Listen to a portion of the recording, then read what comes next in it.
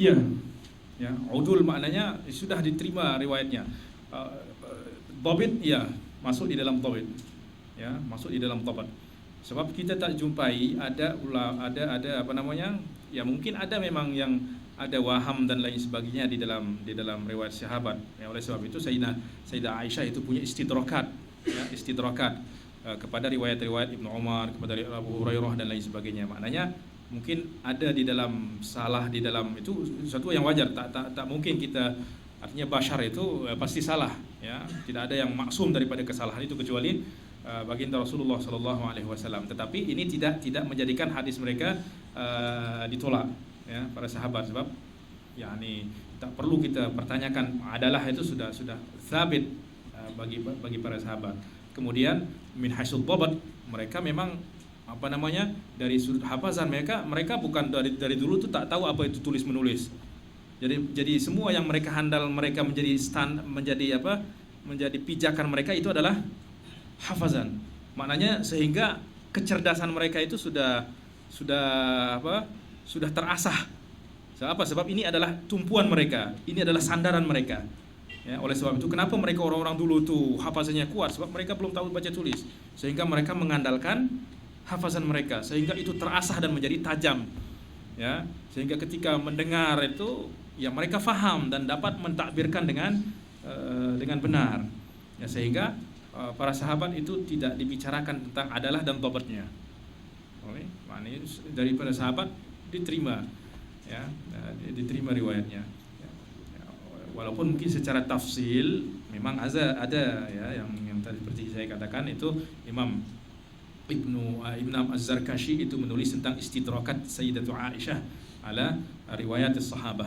Maknanya ada kritikan, maknanya kritik hadis itu sudah ada daripada zaman sahabat.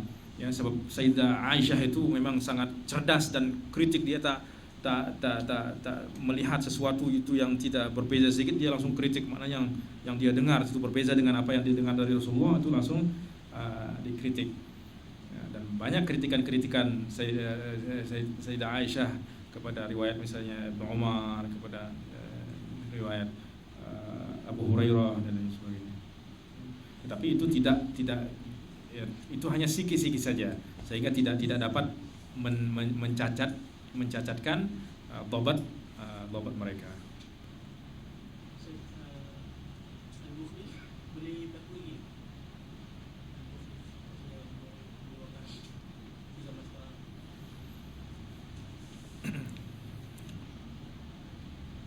Sekarang ya artinya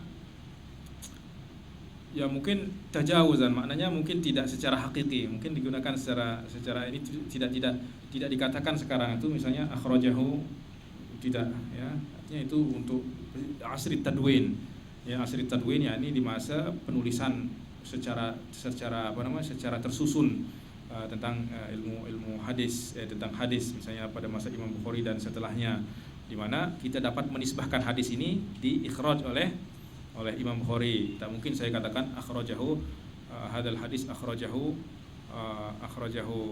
misalnya Syekh Masyaikhina Abdullah bin Siddiq Al-Umari, tidak, ya.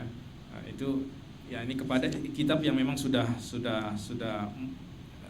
nisbahnya sudah sahih kepada para ulama yang terdahulu. Oleh sebab itu sanad setelah Imam Bukhari itu tidak perlu lagi dibahas tentang apakah ini sipulan ini sikoh tak sikoh, sudah la yadurru. Walaupun ada yang tak sikoh di dalam setelah Imam Bukhari sampai sekarang, la yadurru. Sebab apa? Sebab Sahih Bukhari sudah sabit, ya, sudah mahfuz dan semua orang sudah tahu. Ya, ada di dalam sanad yang sampai misalnya dari kita sampai Imam Bukhari, ada yang tidak sikoh dan lain sebagainya, la yadurru, itu tidak akan menjadikan ini menjadi dhaif.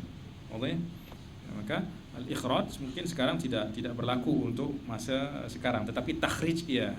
Ya, sekarang kita perannya adalah takhrij, yaitu menisbahkan kepada ulama yang menyebutkan dengan sanadnya di dalam kitab mereka.